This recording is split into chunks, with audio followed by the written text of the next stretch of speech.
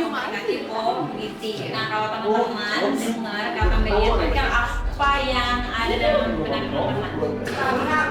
Instagram, TikTok, YouTube, Twitter. Twitter, iklan.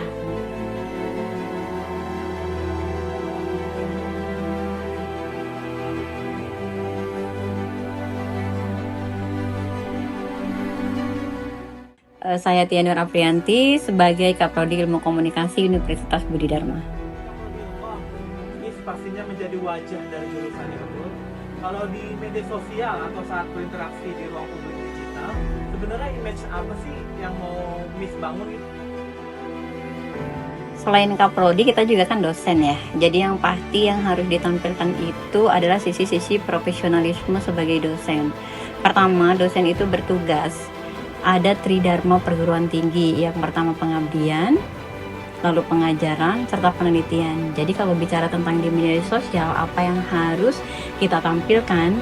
Salah satunya yaitu tridharma perguruan tinggi tadi. Jadi kegiatan-kegiatan yang berkaitan dengan pengajaran, penelitian, pengabdian itu dipublikasikan ke media sosial yang merupakan bentuk dan wajah sebagai leader akademi.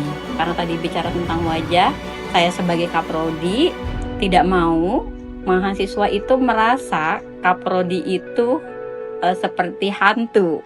Ya, jadi ketika datang ke ruangan Kaprodi kayak hal yang menakutkan. Jadi saya mencoba di ilmu komunikasi ini memberikan sebuah wajah bahwasannya mahasiswa dengan dosen itu bisa tanpa batas tapi berbatas. Maksudnya adalah tetap kita bisa saling berinteraksi, berkonsultasi dengan secara tenang, damai, secara nyaman ya, mahasiswa nyaman, tetapi juga tetap saling bisa menghargai satu sama lain sesuai dengan Miss sebagai profesi, Kaprodi dan dosen, teman-teman sebagai mahasiswa.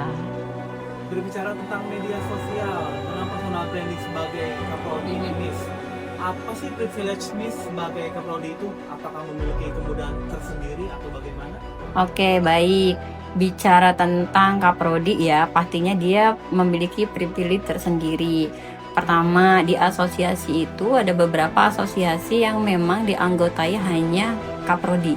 Jadi bukan dosen-dosen, tetapi juga ada ya yang dosen-dosen, tapi ada beberapa asosiasi yang memang dikhususkan untuk Kaprodi. Dan selanjutnya kalau bicara tentang Kaprodi, itu kita bisa menuangkan ide-ide secara langsung seperti pembuatan kurikulum, RPS yang memang relevan dengan apa yang dibutuhkan di lapangan untuk saat ini atau dibutuhkan oleh masyarakat dan industri seperti apa. Sehingga hal-hal inilah yang saya rasa menjadi positif sekali.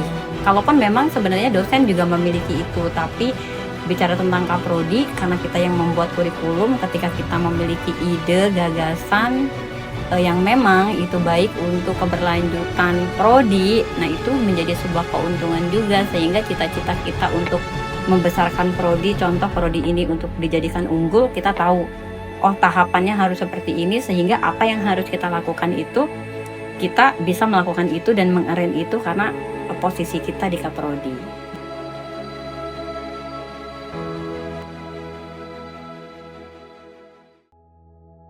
Halo, perkenalkan nama saya Vila Saula sebagai mahasiswa aktif dengan Prodi Ilmu Komunikasi yang aktif berorganisasi di Makom UBD.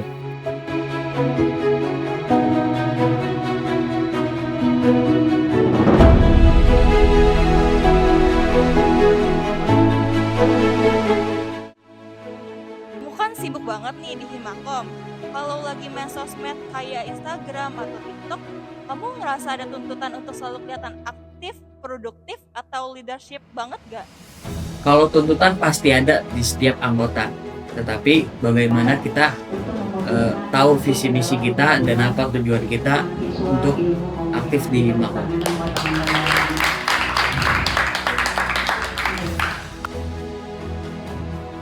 Kalau mau mencapai pastinya ada, tapi cara mengatasinya saya dengan melihat dan mengabadikan momen-momen yang membuat saya merasa senang dan bangga di dalam Himakom.